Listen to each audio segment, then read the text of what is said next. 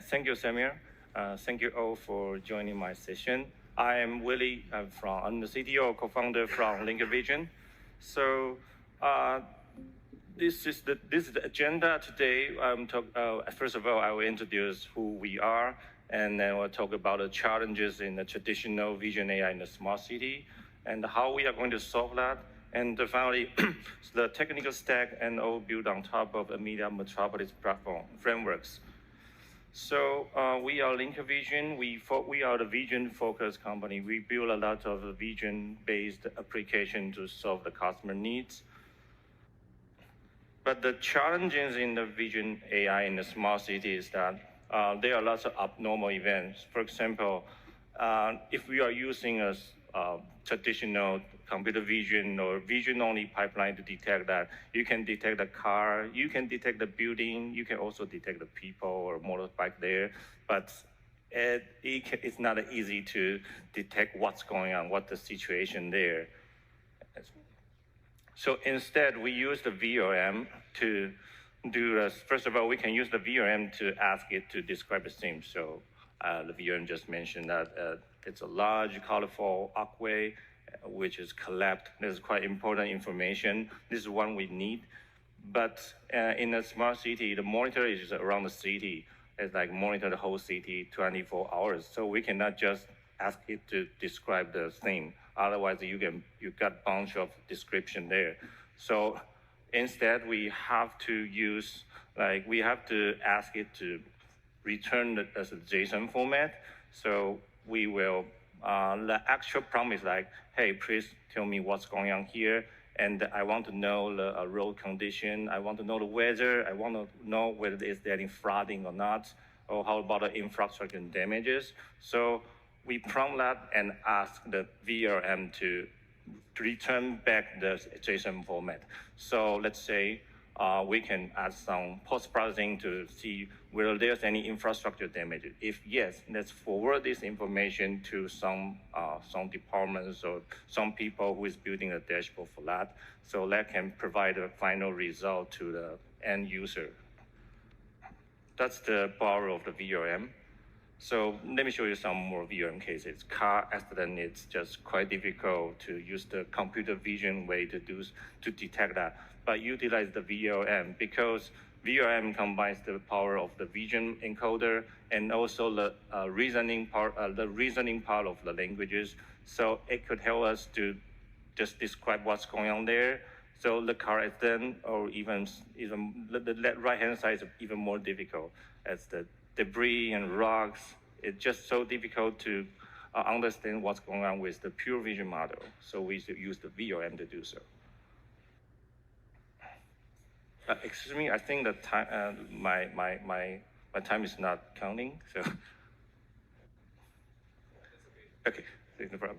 So another challenge is that in a smart city, normally we have to work with the government, but there are lots of departments inside a city. It's inside a city government. For example, we have a transportation department, we have a water resource department, we have police department, we have so many departments.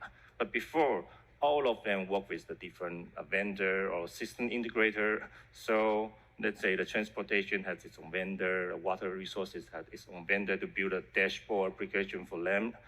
But the thing is that sometimes, for example, the water resource department, they want to detect the flooding around the street.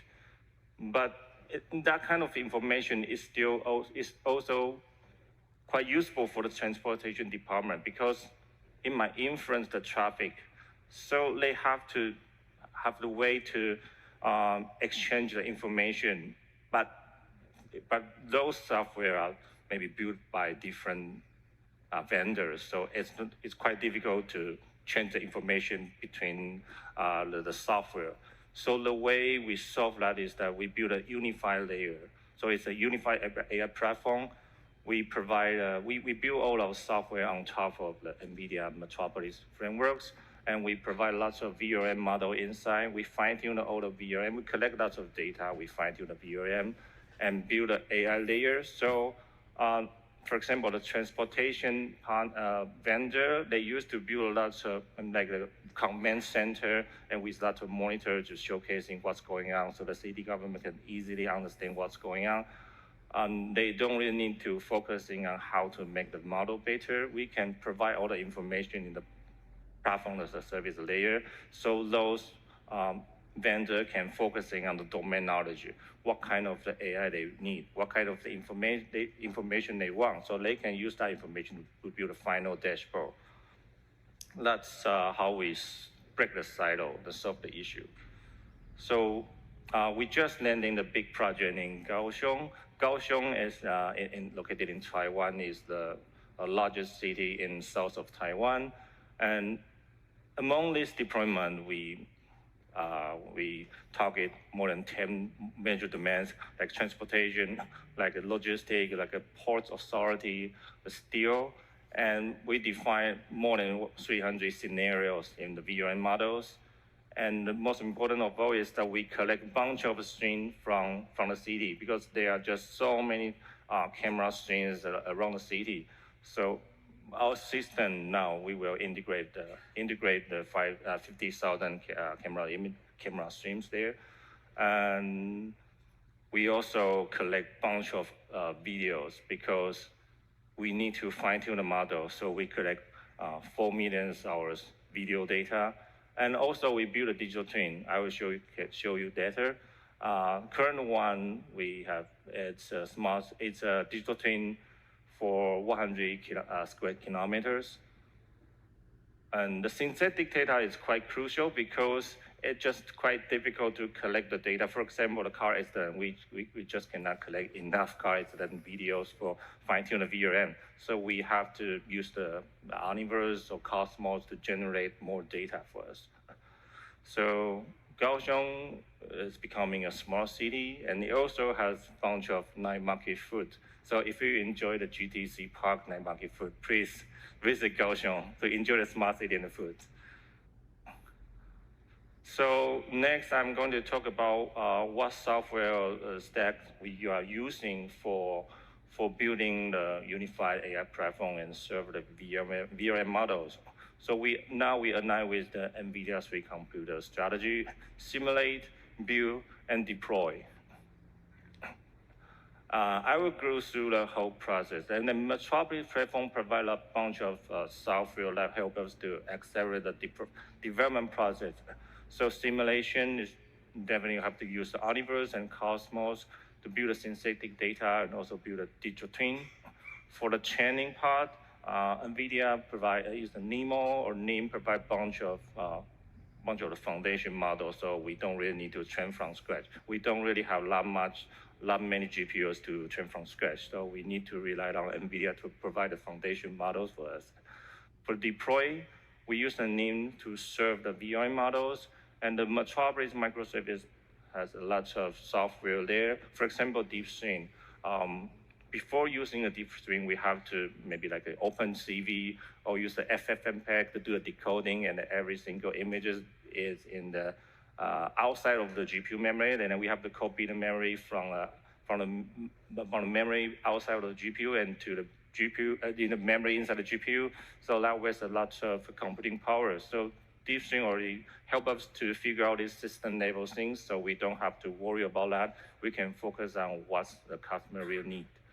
And the VSS is the one integrated with the VRM, so we don't have to take care of the low level things about how to make the VRM more efficient. So let's begin with the simulate.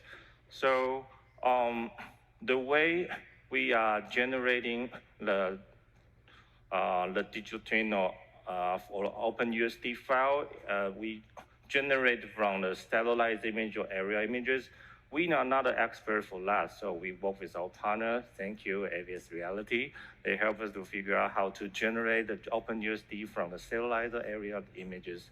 So OpenUSD, and then we build OpenUSD is the file. The real name is, I think, is a universal scene descriptor. It's what the Omniverse needs. It's a file that we can put in the Omniverse and show the result. And because we have to build a synthetic data, so we have to beautify that. We also have some partner help us to beautify the original open use to make it more photorealistic. And finally, it's something what we are working on. We do have some initial result. We use the Cosmos to build a diverse theme so that we can have more data to fine-tune our models.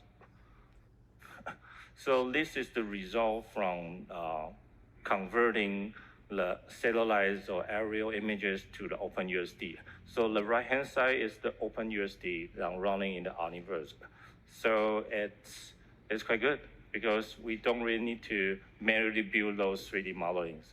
It's automatically converted to the OpenUSD file. So that's the part of Kaohsiung. And for getting more data, make the data more diverse, we need to use the Cosmos to do so. So let me play that again. So the input for the Cosmos is the video. And we also need to prompt. For example, please help me to generate a car accident. Or maybe I want to change the color of the cars from blue to red. Or even I want to switch the environment from maybe Kaohsiung or Taiwan to Japan. So using the Cosmos, we probably can fine-tune the Cosmos so that we don't really need to generate every single abnormal event by ourselves. We can utilize that. So this we already use Cosmos to generate some good results. The next step is that we will the Cosmos model, I call it foundation. Word foundation model. So far, the one we get is the pre-trained version. So next, we will use more data to fine-tune that. So we will build a word foundation model dedicated for the smart city to generate more abnormal events. So simulate is all about generating the simulation data or synthetic data. Our next step is to do the training. We have to train the model. So actually, not only the synthetic data, we also collect lots of real data. But the real data is so huge, so we have to use some way to collect the right information. I mean, all the videos, there are just millions of videos. We need to curate the right part for us to do the labeling, because labeling is just too expensive if you want to label every single frame. So the curation part, we use the grounding dyno. It's in the NIM. I will demonstrate that to you later. And then we also use a NEMO curator, a NEMO video curator, a NEMO image curator, help us to identify what's the right video to annotate. Next is all about annotation. We use the grounding dyno to accelerate the process of the annotation. And we also use the SAM or SAM2 if we need to label the segmentation. Finally, we train the model. So for the real-time model, we use the TAO. Currently, we are using the RT data. We also use the YOLO as well. For the VRM, we use the NEMO. We use the Cosmos Nemotron in NEMO. I think it also called NVIDIA as well. So it's a VRM model from NVIDIA. So we rely on NEMO already provide that, so we don't really need to build up entire training pipeline and also maybe like a quantization pipeline. NEMO already contains that, so we can rely on NVIDIA to help us to finish that task. So this is the demo for the grounding dyno to do curation. The text might be small. That's a crossroad. So it's kind of a VRM model. Actually, it's called open vocabulary object detection. You can type whatever you want, like we type cars, so it detects the cars. So the reason we use that is we might collect millions of data, but not every single image contains a car. But I want to build a model to detect the car, so I need to let the AI to help me to figure out what kind of the image I should label to train a model. I don't want to just label every single frame.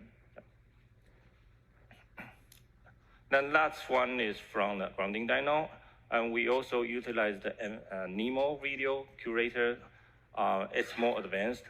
First of all, we have to split the video to lots of clips. And then it will generate a lot of prompts. For example, there's a green plastic bag on the ground.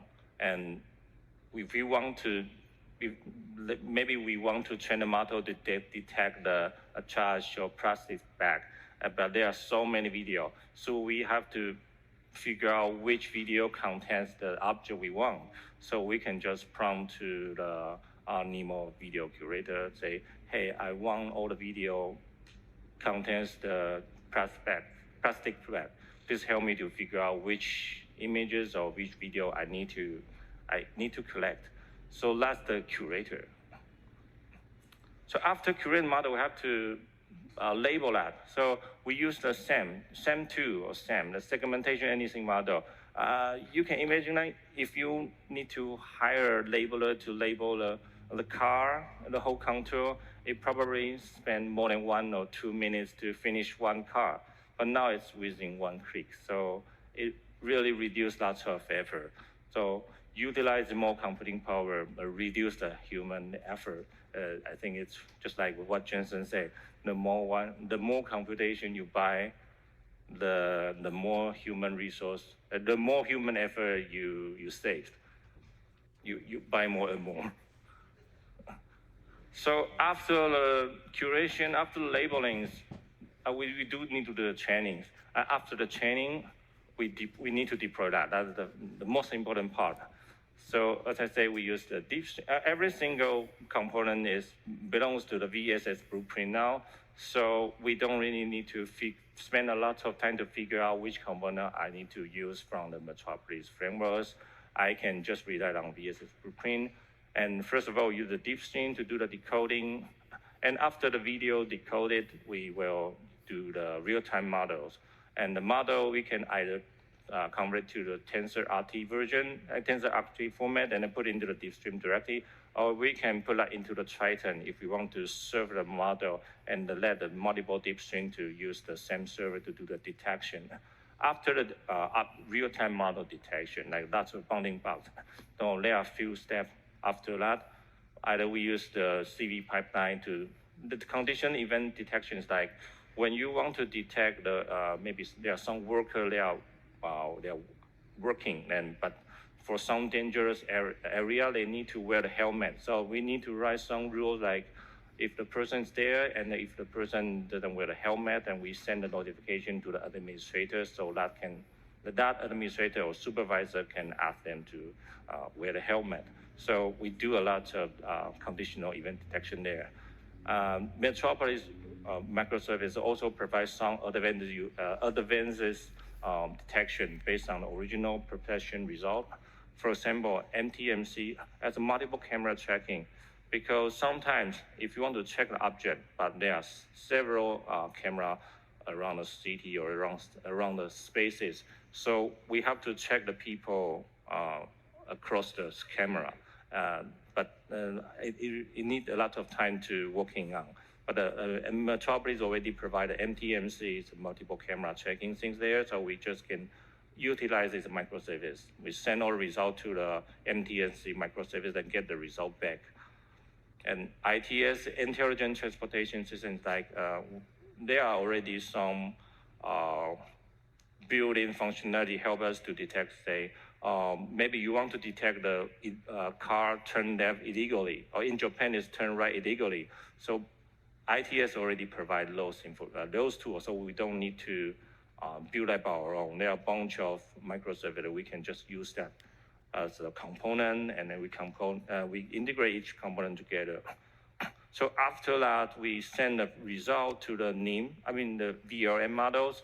So VRM model can detect with the advanced reasoning like a car accident detection.